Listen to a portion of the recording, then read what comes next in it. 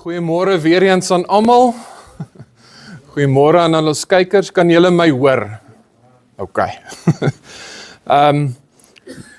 Ja, wat 'n beter naam is daar nie as die naam van Jesus. En ons vergeet baie keer hoeveel krag daar in sy naam lê. En presies soos wat ons gesing het, in ons swaar tye, sing vir hom, vra vir hom vir hulp. In jou goeie tye, sing vir hom, sê dankie vir wat hy vir jou gegee het. Daar's nooit 'n situasie wat 'n mens nie kan die naam van Jesus Christus ophef nie. Want hy is die naam bo alle name. Alles wat jy in sy naam vra en wat in God se wil is, sal geskied. Nou voordat ons met die preek begin, kom ons sluit eers die oë. Goeie Here, baie dankie.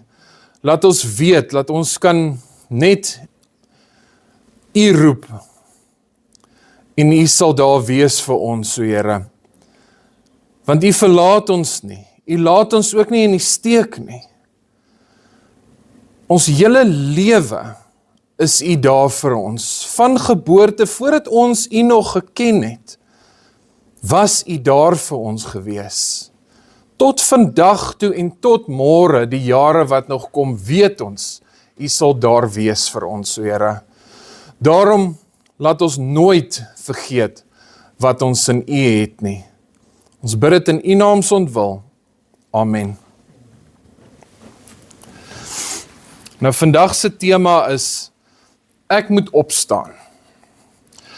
Nou, ek gaan eers vir julle die vers lees. Dit kom uit Johannes 5, vers 5 tot 9. En 'n sekere man was daar, wat 38 jaar aan sy siekte gely het. Toe Jesus hom sien lê, terwyl hy geweet het, dat hy al 'n lang tyd siek was, sê hy vir hom, wil jy gesond word? Nou as ons daar so 'n bietjie kan stil staan. Jesus was op pad na 'n feesmaal wat gehou sou word in Jerusalem. Nou hy was op pad na die tempel toe gewees en hy sê toe vir sy disippels, weet jy, wag net so 'n bietjie. Ek wil eers na die bad van Bethesda toe gaan. En dit is by die bad van Bethesda wat hy hierdie man toe raakloop. En ja, Jesus kon sien, hy sukkel. Maar hy vra nog steeds vir hom, wil jy gesond word? Nou as 'n mens so vinnig daaraan dink, dan klink dit eintlik snaaks. Ek meen, as jy siek is, wil jy gesond word, is natuurlik. Maar hoekom dink jy, het Jesus vir daai man gevra eers, wil jy gesond word? Want baie keer is jy so vasgevang in jou mentaliteit, laat al wil jou bewussyn vir jou sê, man, natuurlik wil ek gesond word, ek wil nie die hele tyd met hierdie loop nie. Is jou onderbewussyn so vasgevang, laat 'n mens nie eers besef nie, laat al word jy fisies gesond, is jy nog steeds in jou gees, kan jy dalk nog eil wees. En dit is hoekom Jesus vir hom vra, wil jy gesond word? En dit is wat hy vandag vir een en elkeen van ons vra ook. Jy wat sit met 'n situasie, wil jy gered word uit daai situasie? Is jy gereed, laat ek jou help om uit hierdie situasie te kom? Is jy gereed, laat ek jou mindset kan verander om uit hierdie situasie te kom? Dan gaan ons aan in vers 7.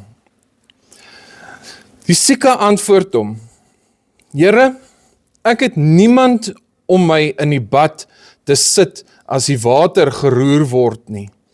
En onderwyl ek kom, gaan 'n ander een voor my in. Hy antwoord nie wat Jesus hom vra nie. Hy kom eers op met redes hoekom hy nie gesond kan word nie. Hy sê nie, Here, ja asseblief, ek wil gesond word nie. Nee, eers Ja, maar ek het al probeer en dit werk nie en elke keer dan as ek nou hierdie wil doen, dan is hierdie persoon voor my in en ek kan nie opstaan nie en ek meen, hoeveel keer doen ons dit in ons eie lewens?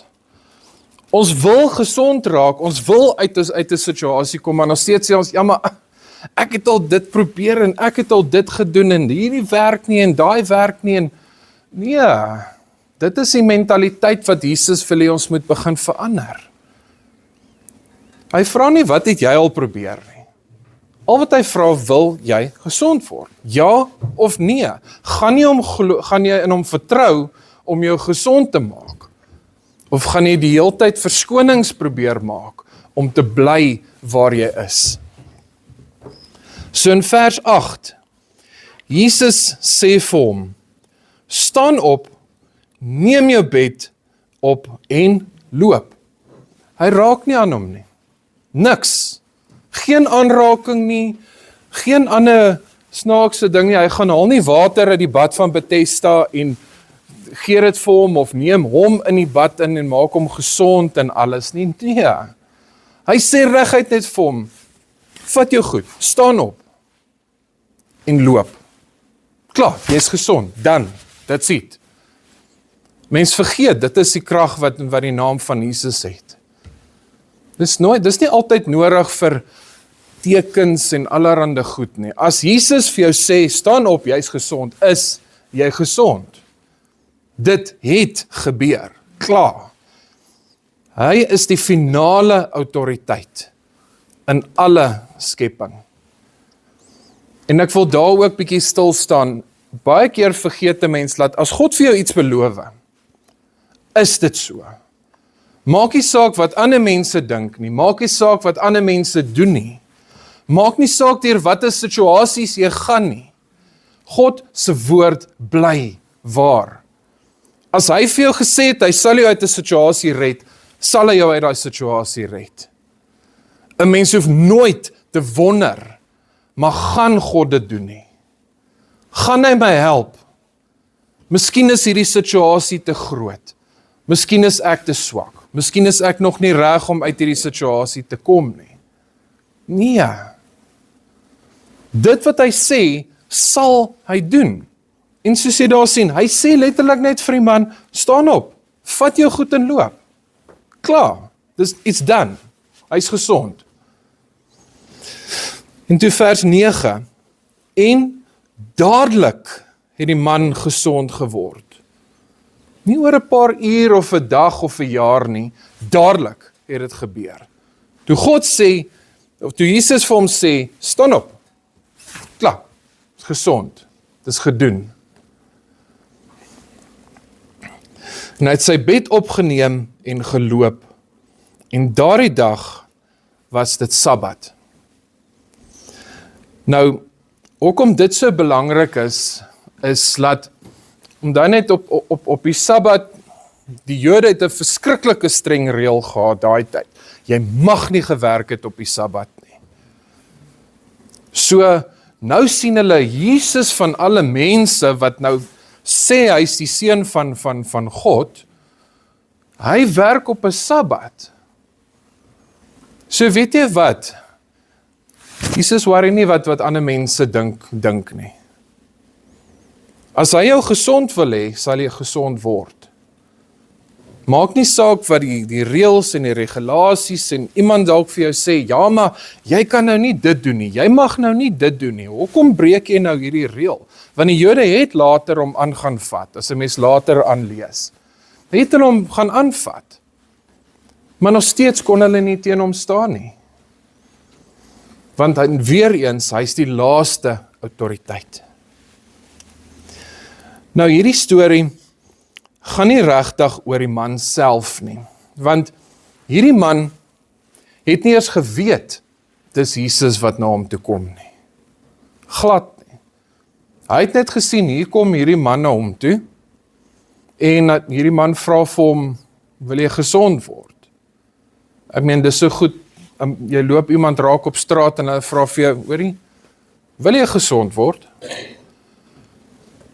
Dit gaan bietjie snaaks wees, maar weet jy wat? Hy was nog steeds gered gewees. Al het hy nie daai tyd geweet wie Jesus was nie. Want dink daaraan, toe ons tot bekering gekom het. Ja, ons het al gehoor van Jesus. Maar voordat jy tot bekering gekom het jy regtig geweet wie is Jesus? Het jy regtig 'n verhouding met hom gehad, dat as jy hom sien, of sy stem hoor in ons geval, dat jy hom sal uitken en sê, wow, Here, yes, ek hoor jou. Ek weet nie so goed nie, want voordat ek tot bekering gekom het, nie regtig Jesus geken nie. Jy het van Jesus geweet. Jy het geweet hy's goed, jy het geweet hy's die seun van God, maar jy het nie regtig sy stem erken as hy met jou praat nie. Jy het nie regtig sy persoonlikheid, sy hart geken nie. En nog steeds het hy vir jou gesê, weet jy wat? Vandag gaan ek jou red. Dan sal jy my leer ken. Dan sal jy weet wie ek is. En weet jy wat, as dit nie daarvoor was nie, as hy eers moes wag, dat ons hom moet ken, ek dink nie, dan was een van ons hier nie. Dan was nie een van ons gered nie. Want 'n mens word nie gebore en jy ken klaar Jesus intiem nie. Jy leer hom ken. Net soos wat hierdie man, Jesus het nie vir hom gesê, o, jy weet nie wie ek is, okay, bye-bye nie. Ek gaan jou los nie, jy weet nie wie ek is nie. Jesus het hom nog steeds gesond gemaak. Maar vir 'n goeie rede. Hy het 'n getuienis geraak toe later. So, as ek vir ons kan lees uit vers 11. Hy antwoord hulle, hy wat my gesond gemaak het vir my gesê, neem jou bed en loop. So daar het hy vir die Jode gaan vertel, wat het Jesus gedoen. Hy was 'n getuienis, en daar kan jy dadelik agterkom al reeds, dat daar het hy al reeds besef, okay, dit was Jesus gewees. En hy het dadelik gegaan en vir die mense vertel, weet jy, Jesus het my gered, Jesus het my gesond gemaak. So mens sien ook, hoe magtig God daardie persoon gebruik het. In die begin glad nie vir Jesus geken nie. Nadat hy gesond gemaak het, dadelik uitgegaan en vir mense gesê, joh, ek's gesond gemaak. Hy het net vir my gesê, ek moet opstaan en ek's gesond gemaak. So, wanneer God gereed maak om iets in jou lewe te doen, gaan niks omkeer nie. As God jou wil gebruik, gaan niks omkeer nie. En ek hoop julle hoor dit. Geen situasie gaan God keer as hy jou wil gebruik nie. Of sal ek eerder sê wanneer hy jou wil gebruik nie. Want hy wil een en elkeen van ons gebruik. Dit hang net van ons af of ons vir hom toestemming gee om hom te gebruik. Maar wanneer hy jou wil gebruik, sal hy jou gebruik. Geen situasie sal hom keer nie. Geen persoon sal hom keer nie. Die beste van alles is, wanneer God regtig jou wil gebruik, sal hy die regte mense in jou lewe sit. Jy hoef hulle nie te gaan soek nie. Jy hoef nie vir die Here te help beplan en te sê, Here, ja, okay, ek kan sien wat jy wil doen, maar miskien moet ons dit so of so. Nee, los. Hy stuur die mense na jou toe wat daar moet wees, en hy neem die mense weg wat nie daar moet wees nie. Wat vir jou 'n struikelblok gaan wees. Nie 'n struikelblok vir hom nie, maar wat jou kan laat struikel, verwyder hy. So baie keer dan wonder 'n mens, hoekom kom daar soveel mense in my lewe? Hoekom gaan daar soveel mense weg? Dis nie vir ons om te verstaan met ons verstande nie. Baie keer sal ons dit nooit verstaan nie. Maar as 'n mens deur die Here se oë kan kyk, hy werk met 'n plan wat begin het voor tyd begin het. En dit eindig nie eers nie. Nadat alles vernietig is, gaan sy plan en sy koninkryk nog steeds daar wees. Dit is op die canvas wat hy werk. Ons is nou maar, maksimum, kom ek oorskat so bietjie, 100 jaar op hierdie aarde. Vir hom is dit 'n oogwink en is verby. Teen 'n ewigheid. Ek meen, ons sit al klaar 2000 jaar na Jesus se kruisiging. Wat is 100 jaar teenoor daai 2000 alreeds? En voor dit is daar ook klomp jare. En na ons is daar nog klomp jare, as God wil. Maar die punt wat ek wil sê is, so ons kan nie die prentjie sien wat hy sien nie. So as hy mense voeg in jou lewe en hy neem weg, werk hy met 'n plan wat soveel groter is as wat ons is. Want as 'n mens vat Josef byvoorbeeld, wat hy in 'n sy broers het hom laat verkoop, in 'n put gegooi en hulle het hom verkoop aan as 'n slaaf. Ek meen, daar in die put, hoe verstaan jy dit? Hoe verduidelik jy? Hoe sê jy vir iemand wat in daai put sit, nee, moenie worry nie, God is besig met 'n plan met jou. In daai put kan jy nog nie sien wat hy gaan doen nie. Later was hy nog in die tronk gegooi, verkeerlik in die tronk gegooi. Hoe verduidelik 'n mens vir iemand op daai stadium? Moenie worry nie, God het 'n plan. Dis moeilik in daai tyd. Want ek meen, sy broers het hom verkoop. Nou is hy in 'n tronk vir hoe lank? Maar net omdat ons die volle storie ken, weet ons, ja, hy moes verkoop gewees het. Hy moes in die tronk gewees het, sodat hy by die farao kan uitkom, sodat hy later die farao se adviseur kan word. Ons verstaan nou, want ons het die volle prentjie. En dit is hoe God werk. Hy ken al klaar ons volle prentjie. So as hy wil iets doen, moenie daaroor worry nie. Dit sal gebeur. So 3 punte wat ek vir julle wil noem is, eerstens, Jesus stop. Hy kon dadelik tempel toe gegaan het. Dan sou hy nooit daai persoon raak geloop het by die pad nie. Maar hy het gestop en hy het gesê, weet jy wat? Hy moet net gou daar 'n draai gaan maak by die bad van Bethesda. So hy het gestop.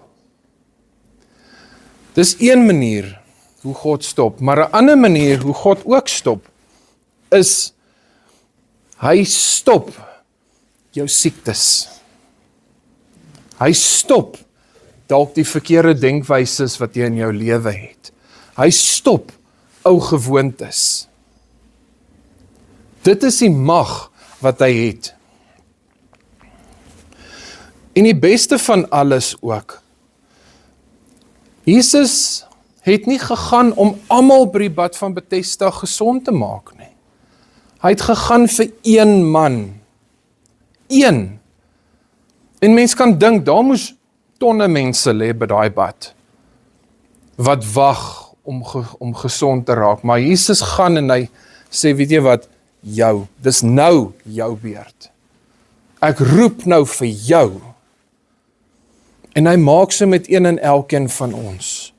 Mens lees tot in sy woord, dat hy los al die ander skape en hy gaan agter die verdwaalde skaap aan. Daardie een skaap wat verlore gegaan het. Want is daardie een skaap wat hy nou wil gebruik. Jy word nou geroep. En as hy jou nie nou gaan benader nie, dan gaan hy jou nie op daai stadium kan gebruik soos hy moet nie. So hy stap eers verby die ander, en hy sê, ek soek jou vandag, ek soek jou. En hy maak jou gesond, en hy maak jou 'n wapen in sy hand. Die tweede punt is, God sien, of Jesus sien in hierdie geval. As 'n mens lees in Johannes 5 vers 3. Daarin het 'n groot menigte siekes gelê, blindes en krepeles en lammes, wat op die roering van die water gewag het. Mens hoor nie 'n enkele naam in hierdie storie nie. Nie eers van die man wat hy gered het nie. Die vers praat van 'n sekere man. Maar wat ek hier wil uitwys, is dat die mense was uitgeken op hulle siekte wat hulle gehad het. So, daar was blindes, krepeles, lammes.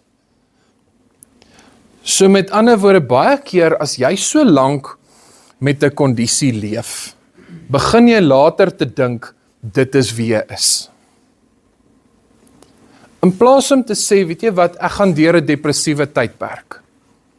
Begin 'n mens later as dit te lank raak, sê, weet jy wat, ek is depressief. Ja, jy is nie depressief nie. Ek is nie depressief nie, ek is Rikus. So, dis daai mindset wat later begin verander. So met alles, jy kan jou eie situasie inplak in daai situasie. In plaas om te sê, weet jy wat, jy is dit. Nee, God sê nie vir jou, jy is dit nie. Jy sê vir jou, jy is dit. Die vyand sê vir jou, jy is dit. God sê vir jou, jy is 'n kind van die Allerhoogste. God sê vir jou, jy is meer as 'n oorwinnaar. So, dit is wat God sê jy is. Maar omdat 'n mens so lank met iets loop, ek meen hierdie man alleen het 38 jaar met sy kwal geloop. Dis lank. Vir meeste van ons is dit 'n ewigheid. As ek myself vat, ek sou 3 jaar oud gewees het toe die man sy kwal gekry het. So dink net hoe lank moes daai man geloop het met daai kwal. Hoe lank het hy dalk nie gesit by die bad van Bethesda nie? Wat hy gewens het, asseblief kan ek net 'n kans kry om in te gaan. En elke keer as hy dink, nou is my geleentheid. Nee, dan is daar iemand anderste wat sy geleentheid vat. Maar weet jy wat? Dit was nog nie sy tyd gewees om geroep te wees nie, om gesond te word nie. Want baie keer laat God ons loop met iets, totdat jy self verstandelik begin regkom. As ek myself as 'n voorbeeld vir julle kan noem. Toe ek jonger was, het ek begin hakel. En ja, dit het later so erg gegaan, want voor dit het ek redenaars gedoen en baie spontaan, verskriklik ekstrovert, alles lekker gegaan. En weet jy, hoeveel keer het ek vir Here gevra, asseblief Here, hoekom moet ek nou hierdie kry? Hoekom moet ek nou hakel? Ek moes ophou om redenaars te doen. Ek het ophou spontaan raak. Alles het begin verander weens dit. En weet jy wat, God het net vir my gesê, nog nie. Jy gaan nog loop met hierdie kwal van jou. Dis nog nie jou tyd nie. Daar's 'n les vir jou om in te leer. En weet jy wat, die les was, moenie ophou al het jy 'n kwal nie. Toe ek begin met onderwys, het ek nog steeds die hakel gehad. Ek meen, dis die werk van 'n onderwyser om te praat. So, toe sê ek net vir myself, weet jy wat, dis fyn. Ek sal doen wat die Here vir my wil hê ek moet doen, ten spyte van hierdie. In plaas om te sê, ja maar Here, ek hakel, ek kan nie teach nie. Ek kan nie hierdie doen nie. Here, vra iemand anders te gee my net 'n ander werk wat ek nie hoef te praat met mense nie. En weet jy wat, met tyd het dit weggegaan. Hier en daar kom dit nog so 'n bietjie uit, maar weet jy, het bitter min, baie min. Ek kan nie eers vir julle sê 'n dag wat dit net weggegaan het nie. So, God het gesien, weet jy wat, hierdie persoon is getrou. Ten spyte van wat hy het, praat hy nog steeds met mense. Want as ek nie geluister het nie, was ek ook nie vandag hier voor julle gewees nie. Dan kon ek nie die boodskap gebring het vir julle nie. Ag, ek dink nie eers ek sou gesing het voor julle nie. So, dan sou ek die roeping gemis het, wat God in my lewe gegee het. So weet jy wat, moenie jouself sien as jou kwaal nie. Ja, jy het dit, dis deel van jou, dis jou realiteit op hierdie stadium. Ek sê nie dit bestaan nie, maar moenie laat dit jou hele lewe oorweldig nie, want dis wat die vyand wil hê. Hy wil jou aandag so vashou aan daai kwaal wat jy het, laat jy heeltemal miskyk wat God vir jou wil doen. En dit is waarmee 'n mens moet pas op. Nou die derde punt is, God sê. Nou ons het al klaar dit eintlik al bespreek, laat dit wat God sê gebeur. Nou mens lees in Johannes 4 vers 49 en 50. So hierdie is nou voordat hy by die bad van Bethesda gekom het, toe hulle nog op pad Jerusalem toe was. Toe daar koninklike beampte, ons gaan nou lees, toe die koninklike beampte na Jesus toe gekom en hom gesê, Here, asseblief, my kind is besig om te sterf, help hom asseblief. En Jesus sê vir hom, okay, ek weet ek gaan nou paraphrase so, maar julle tekens nodig om te glo. Wat hy eintlik vir hom sê, het jy nie genoeg geloof om te weet, dat jy wat my al klaar benader het al reeds jou seun gered. Hoekom het jy meer as dit nodig?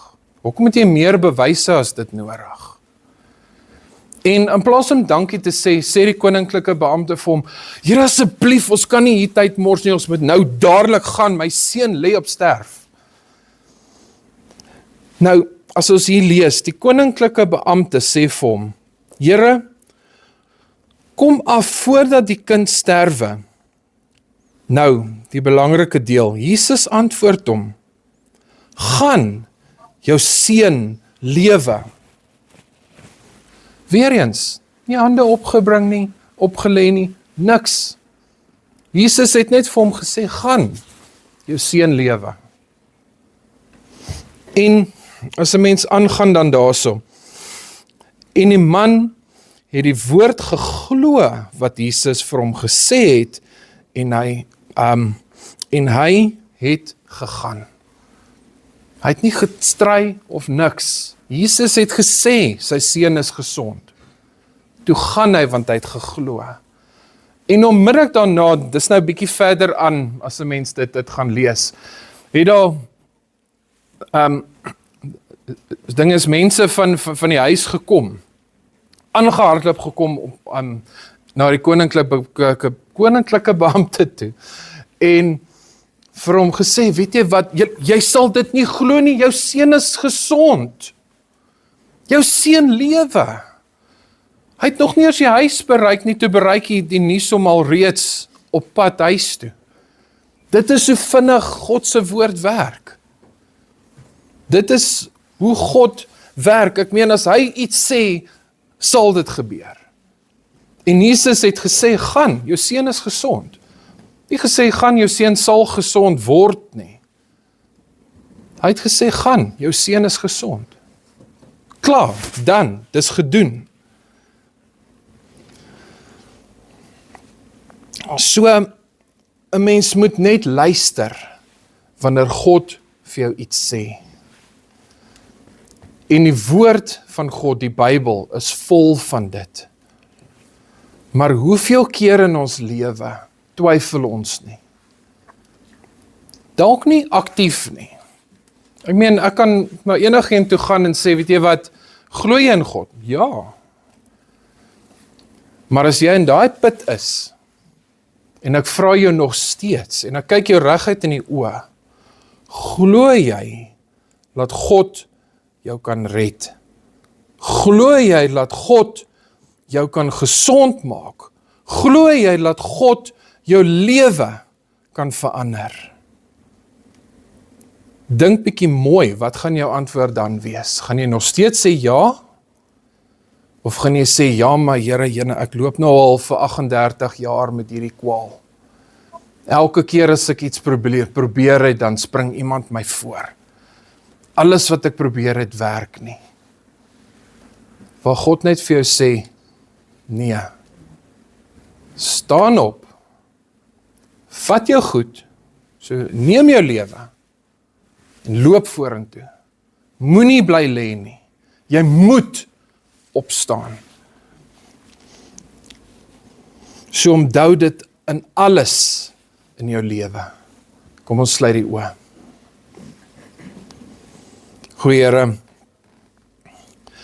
help ons asseblief waar ons dalk, soos die man, nog op 'n bed lê, langs die bad van Bethesda. En laat ons miskyk wat U in ons lewe wil doen, o Here. Waar U dalk vir ons vra, wil Jy gesond raak? Sê ons dalk in ons hart, ja, maar Here, ons is nog nie reg nie. Here, ek kan nie. Here, ek is te swak. So Here, verwyder daardie mentaliteit in ons uit ons lewe. Breek daardie kettinge van ons mentaliteit af, sodat ons kan sê, ja Here, ons wil gesond word. Ja Here, ons wil opstaan. Ons wil ons bed vat, ons wil ons lewe vat, terugneem. En ons wil vorentoe stap. Ons is moeg om hier te lê. Ons is moeg om hier te bly. Ons wil vorentoe stap en U naam te gaan verkondig, U naam groot te maak daar buite en vir almal wys die magtige werking van U woord. Ons bid dit in U naam se ontwil. Amen.